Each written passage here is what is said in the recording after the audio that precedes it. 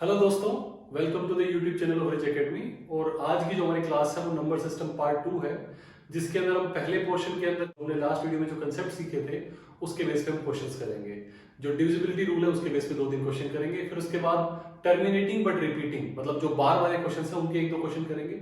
उसके बाद मैं आपको कुछ फॉर्मुलाज बताऊंगा, sum of n natural numbers, sum of cubes of n natural numbers, उस तरह के 2-3 फॉर्मुले बताऊंगा, उसके ऊपर क्वेश्चंस करेंगे। और एंड में हम कंपैरिजन ऑफ फ्रैक्शन करेंगे कि अगर फ्रैक्शन आता है तो बड़ा फ्रैक्शन कौन सा है, छोटा फ्रैक्शन कौन सा है, ये निकालने के लिए बेस्ट ट्रिक क्या है। और फिर एंड में 1-2 क्वेश्चन मिसलेनियस करेंगे। ठीक है, तो आज का हमारा ये शेड्यूल रहेगा। तो सबसे पहले हम क्वेश्चंस करते हैं किसके ऊपर, डिविजिबिलिटी रूल के ऊपर। तो देखिए पहला क्वेश्चन क्या है।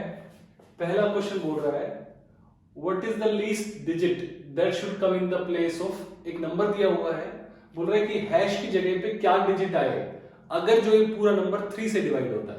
तो देखिए नंबर लिख देता हूं मैं। नंबर क्या है 1 5 5 4 9 हैश 3 2 5।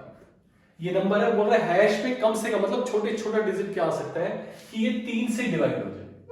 ठीक है, 3 से डिवाइड करना है। हमारा 3 का डिविजिबिलिटी टेस्ट क्या था कि आप इन सबको सम करेंगे और अगर सबका सम 3 से डिवाइड हो रहा है तो ये भी डिवाइड होगा। सही था। तो देखिए हम इसका सिम कर लेते, सब कर लेते हैं। 3 से 3 ये तो हो ही जाएगा, 9 भी हो जाएगा, 5 और 4 9 हो जाएंगे, 5 और 6 ये भी हो जाएगा। अब देखिए क्या कहते हैं 5 और 2 7, 7 आया। अब 7 तो डिवाइड नहीं होता है, तो 7 के लिए आपको क्या ऐड करना पड़ेगा, कम से कम मिनिमम 2। अगर आप मिनिमम 2 ऐड करेंगे तो ये 9 बन जाएगा टोटल, मतलब ये सारे जो है 3 से डिवाइड हो जाएंगे। तो आपका जो सबसे छोटा नंबर है वो क्या आ सकता है 2। तो आपका आंसर क्या होगा, हैश की जगह क्या आ जाएगा, आपका नंबर आ जाएगा। एकदम सिंपल कंसेप्ट है। देखिए मैंने क्या किया, सबको ऐड किया, फिर मैंने देखा कि सबके ऐड के बाद जैसे 9 हो गया, 3 हो गया, 5 और 9 हो गया, 6 हो गया, सिर्फ ये 7 बचा। अब 7 और 2 9 होंगे तभी तो डिवाइड होगा ये। तो आपने क्या किया, सिंपली आपने देखा कि 2 ही सबसे छोटा नंबर है। और क्या हो सकता है, 5 डाल सकते थे आप, 7 और 5 12 हो सकता, लेकिन 2 सबसे छोटा बताना है। क्वेश्चन में क्या, लीस्ट डिजिट बताना है, तो आपका 2 आंसर हो जाएगा। सही है। देखिए दूसरा क्वेश्चन कर लेते हैं। दूसरा क्वेश्चन क्या बोल रहा है कि एक 5 डिजिट नंबर दिया हुआ है 7500A8 और ये बोलता है कि ये 4 से डिविजिबल है। अब आपको क्या बताना है कि how many values of A R possible. ठीक है, यहाँ पे ए की वैल्यू क्या है वो नहीं, कितनी वैल्यूज पॉसिबल है वो पूछा है। तो देखिए मैं आपका नंबर लिख देता हूं 7500A8। अब अगर ये 4 से डिविजिबल है तो मतलब लास्ट के 2 डिजिट 4 से डिविजिबल होंगे। तो आपको यहाँ पे ए पे वैल्यू डाल डाल के देखनी है जो 4 से डिवाइड हो जाएगा। तो देखिए पहले 0 डालता हूं, 08 होगा डिवाइड, हाँ हो जाएगा। फिर उसके बाद 1 डालता हूं 18 बनता है, 18 नहीं होगा। फिर 2 डालता हूं 28 हो जाएगा, हो जाएगा। 3 डालता हूं 38 नहीं आएगा, 48 हो जाएगा, 58 नहीं होगा। 68 के लिए आप चेक कर सकते हैं, 68 हो जाएगा, है ना, 88 हो जाएगा। बस ये आपके नंबर्स हैं 0 2 4 6 8। इन सारे के सारे केसेस पे ये 4 से डिवाइड हो जाएगा। तो कितनी वैल्यूज पॉसिबल है, 5 वैल्यूज पॉसिबल है। तो आपका आंसर क्या हो गया, सच वैल्यूज जो पॉसिबल है वो 5 है। ठीक है, तो आपका आंसर हो गया 5 इज द आंसर। चलिए नेक्स्ट क्वेश्चन करते हैं जो कि रिपीटिंग डेसिमल्स के ऊपर बेस्ड है। क्या क्वेश्चन बोल रहा है कि आपको फाइंड करनी है इस नंबर की वैल्यू।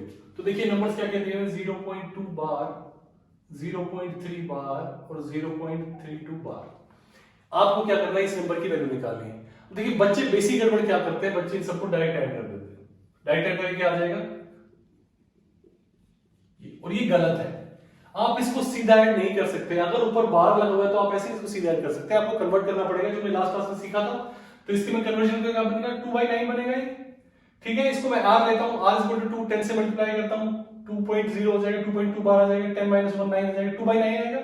नेक्स्ट क्या नंबर है, +3/9 और अगला क्या है 32/99। ये मैंने इसको फ्रैक्शन में चेंज किया। उसके बाद आप एलसीएम लेंगे, 99 आ जाएगा एलसीएम। और ये कितना हो जाएगा, 9 11 तो 22, ये 33 और ये 32। तो आप इन तीनों को ऐड करेंगे तो कितना होगा, 3 2 5 2 7 और 87/99। देखिए ये बना 87/99, मतलब इसकी वैल्यू क्या है 0.87 बार। तो ये आपका करेक्ट आंसर है। बच्चे इसके अंदर क्या करते हैं, 0.82 बार को सही लगाते हैं, गलत होगा। 0.87 बार पूरे के ऊपर रहेगा और ये आपका करेक्ट आंसर है। ठीक, और क्वेश्चन देखते हैं इसी चीज के ऊपर ही बेस्ड। क्वेश्चन क्या बोल रहा है, आपको ग्रेटेस्ट निकालना है। किन किन नंबर्स में ग्रेटेस्ट निकालना है,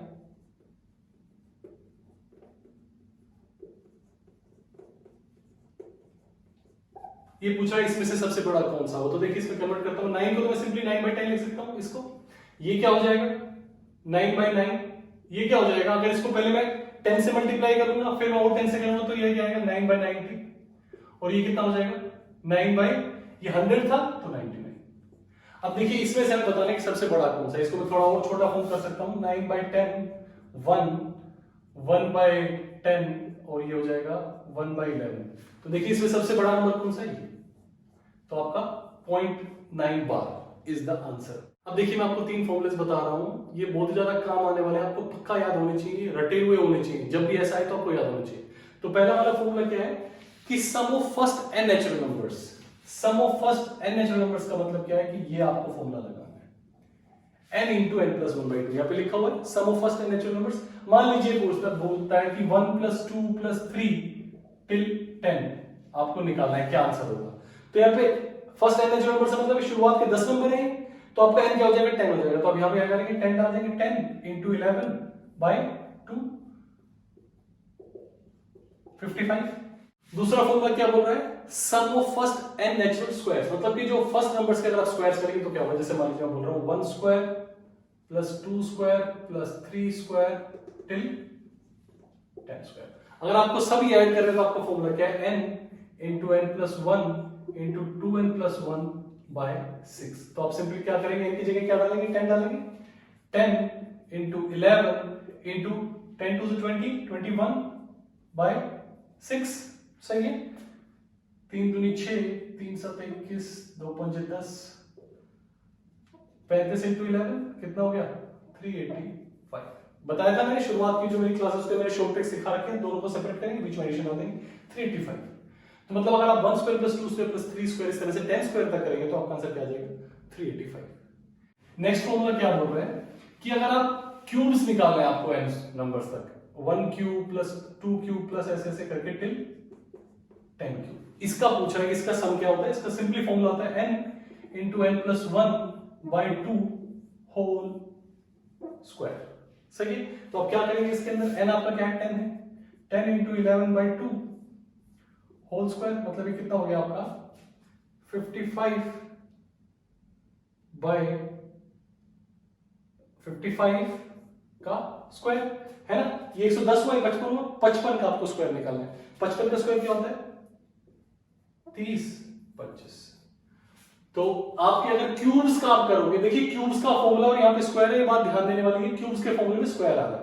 तो आप क्यूब्स का निकालना चाहते हो तो आपका आंसर आ जाएगा 3025। सिंपल है। ये तीनों फॉर्मूलेज हम याद करेंगे और ये तीनों फॉर्मूलेज के बेस पर देखिए आप कैसे कैसे क्वेश्चन कर सकते हैं। देखिए पहला क्वेश्चन क्या बोल रहा है? You have to find the sum of all positive multiples of 3 less than 50।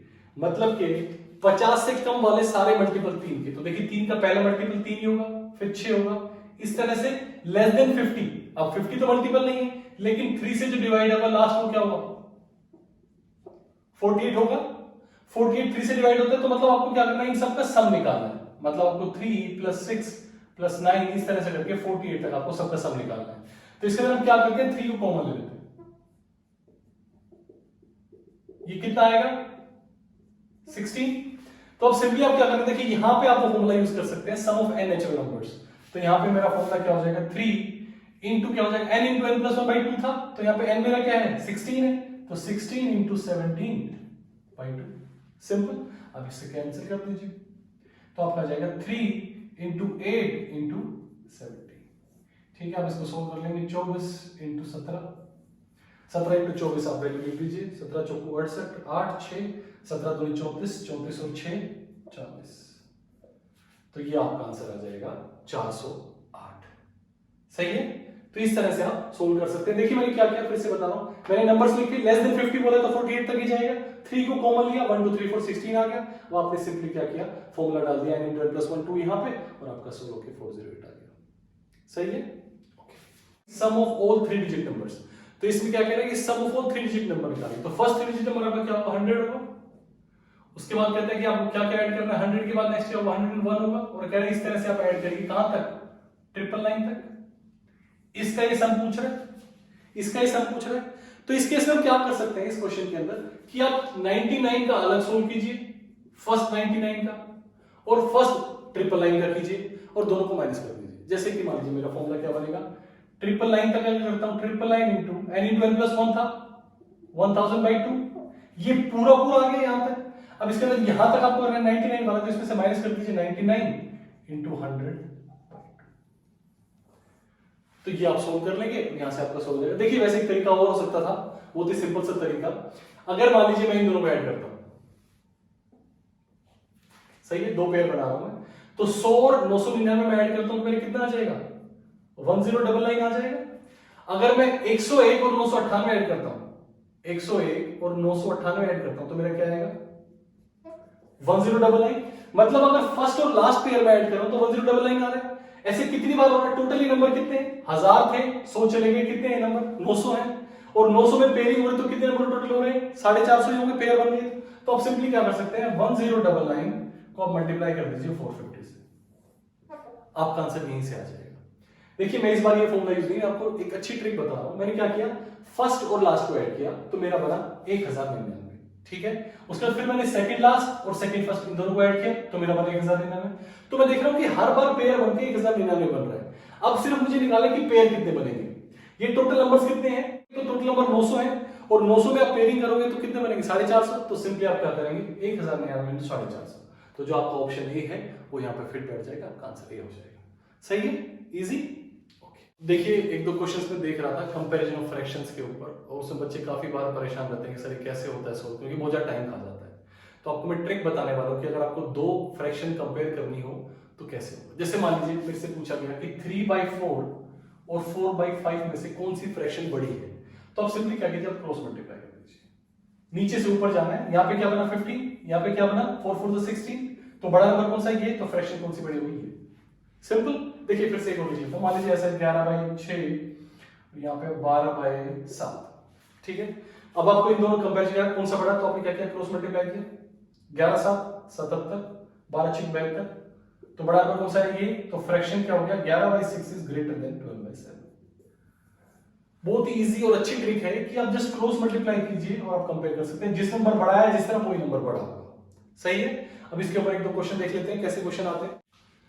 देखिए क्वेश्चन क्या होगा कि इन तीनों में से सबसे बड़ा कौन सा है, किन तीनों में से, 3/5, 7/9 और 11/13, इन तीनों में सबसे बड़ा कौन सा है। तो पहले मैं क्या करता हूँ, 9 3 और ये मल्टीप्लाई करता हूँ, 9 3 27, 7 5 35, बड़ा कौन सा हो गया, ये वाला सबसे बड़ा ही पूछ रहे हैं, तो 7/9 बड़ा हो गया। अब देखिए इन दोनों कंपैरिजन करके, ये तो छोटा ही छोटा है, तो 7/9 इसमें क्या होगा 99, और 13 7 91, तो मतलब मेरा सबसे बड़ा नंबर क्या हो गया 11/13। अगर आप इसको डिसेंडिंग ऑर्डर में अरेंज करना चाहते हैं तो आपका 11/13, 7/9 और 3/5, ये आपका डिसेंडिंग ऑर्डर हो गया। लार्जेस्ट नंबर क्या हो गया, स्मॉलेस्ट नंबर क्या हो गया ये। अब देखिए नेक्स्ट क्वेश्चन क्या बोल रहा है कि इन नंबर में से सबसे बड़ा कौन सा है, बड़ा फ्रैक्शन निकालना है। तो वैसे तो खैर देखते दिख ही रहा है हमें कि इसका आंसर 7/8 होना चाहिए। देखिए क्यों बताता हूं मैं आपको, 6/7, 5/6, 7/8, 4/5। देखिए यहां पे यूज करने के बजाय मैंने एक छोटी सी बात सोची कि ये बताइए 1/2 बड़ा होगा या 2/3 बड़ा होगा।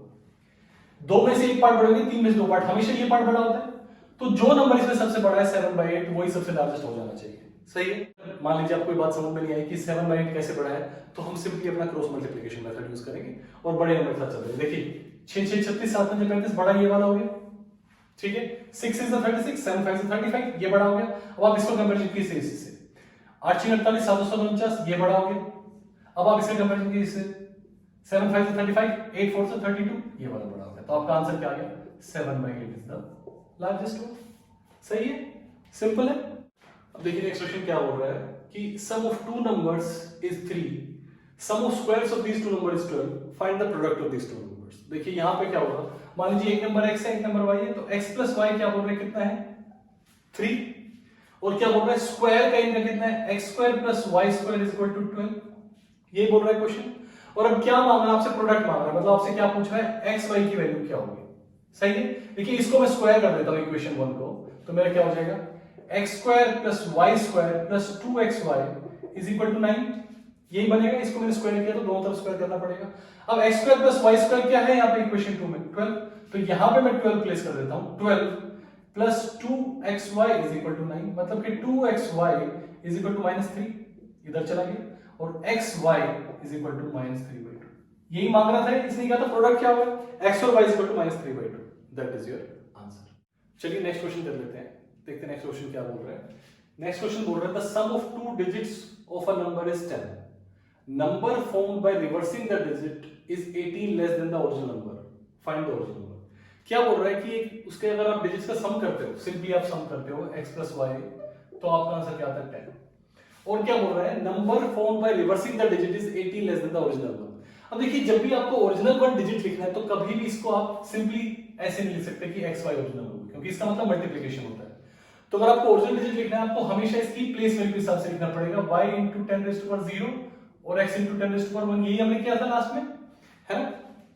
तो मतलब सिंपली क्या होगा, 10x plus y आपका ओरिजिनल नंबर है। अब क्या बोल रहा है कि अगर आपने रिवर्स करके डिजिट बनाया तो reverse is 18 less than the original number, मतलब इसमें से अगर मैं रिवर्स वाला माइनस कर दूं तो मेरा आंसर क्या आ जाता है 18, दिस माइनस दिस इज 18, यही बोल रहे हैं। तो अब सिंपली क्या कीजिए, आप इसको सोल्व कर लीजिए कि क्या हो गया आपका 10x, तो ये आपका आ गया 9x minus 9y is equal to 18, तो आपका आ गया x minus y is equal to 2। अब अगर आपका x माइनस y 2 है और आपका दोनों का सम देखिए, अब यहाँ पे एक इक्वेशन आपकी ये थी और दूसरी इक्वेशन आपकी ये हो गई।